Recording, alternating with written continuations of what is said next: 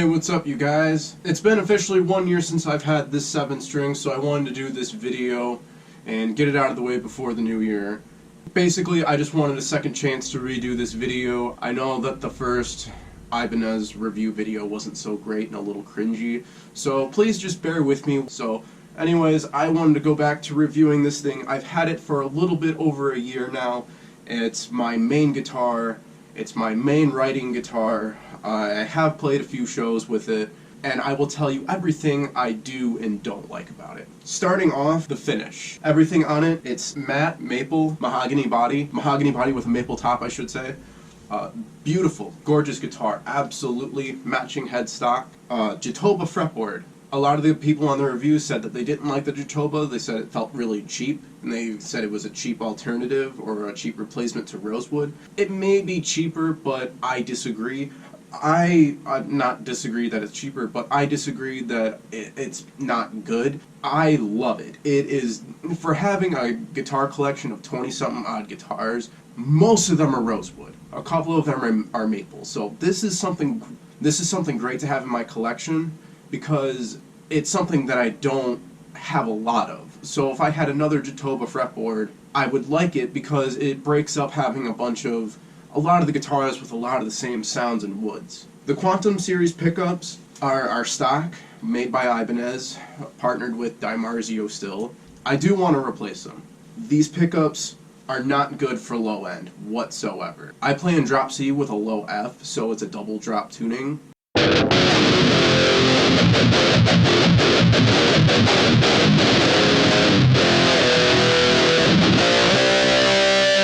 So I have drop C with an extra low, but you can hear it already. That's pretty muddy. So I would replace them with something that can handle the low end a little bit more, something that a lot of like the gent guys use. I haven't done my research yet, so I don't know what's out there. Going back to the neck, it's a 24 fret.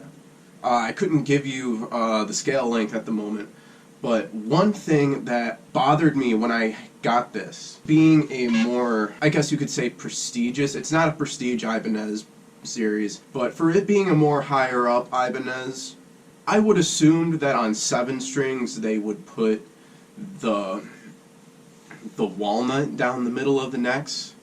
I can understand not doing it for the 6-string models, but I feel like the 7 strings really do need it. That's one complaint that I do have about that, is I wish it had the walnut to support the maple neck on the back. Personally, I wish this model came with a Floyd Rose. I'm a Floyd Rose guy.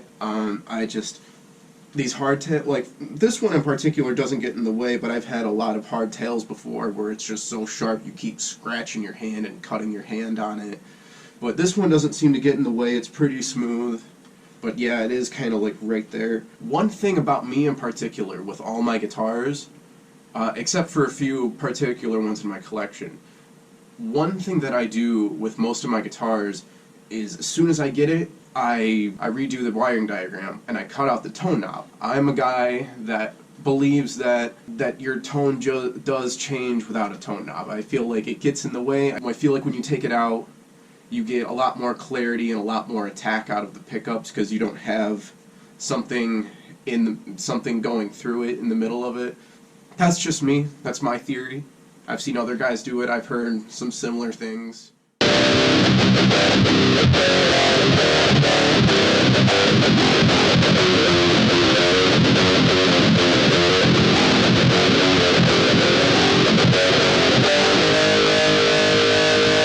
The one thing about these pickups in particular that I do like, and Ibanez is notorious for, are its amazing crystal cleans.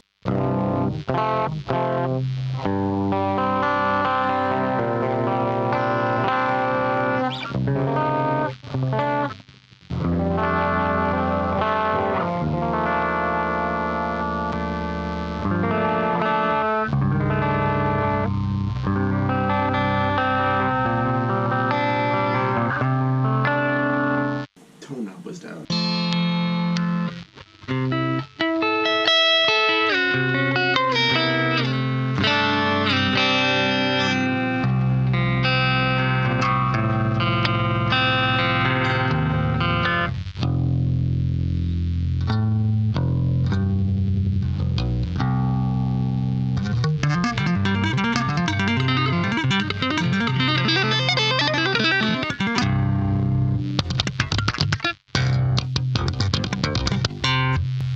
Like, this guitar is very versatile.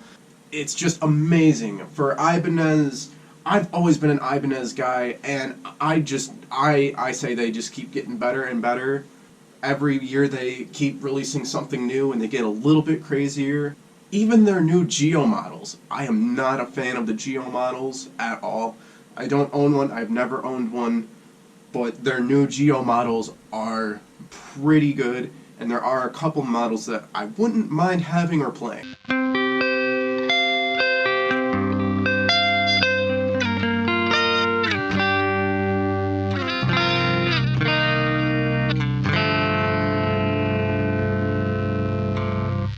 When I eventually do want to play with the electronics a little bit, one thing that I do want to try out is, instead of just cutting out the tone knob and making it a dummy pot, you know, just there for look so it's not a hole, is I found these diodes. I forgot what company makes them, but they're called Black Ice Board Distortions.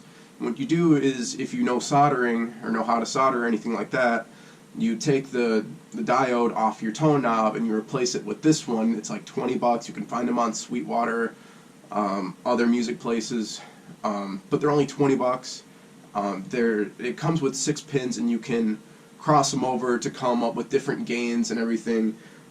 But I thought that was really cool. For someone that doesn't use tone knobs, I find them very pointless and in the way. So that's very innovative and very cool. I would like to try it out on a guitar and a bass. So I'll eventually be trying it out on this thing.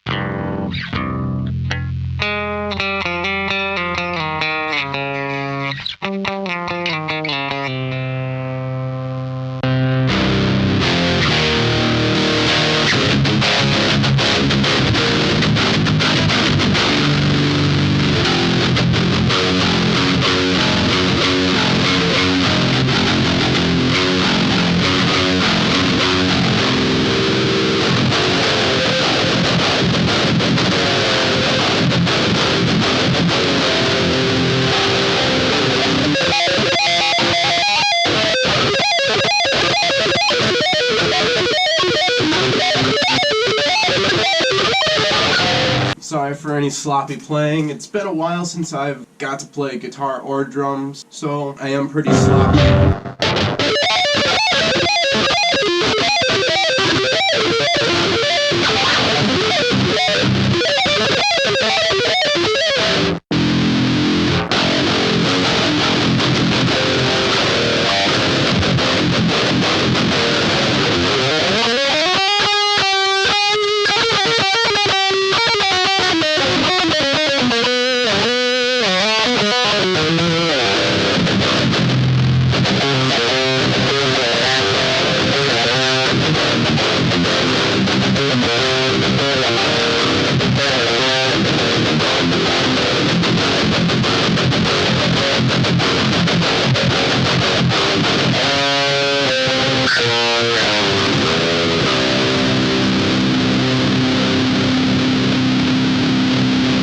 I know that the quality isn't the best right now. I'm running my amp straight in, so it's pretty trebly and high gain. I also use a Vox amp, so that's a lot of the reason why a lot of people probably aren't liking my tone.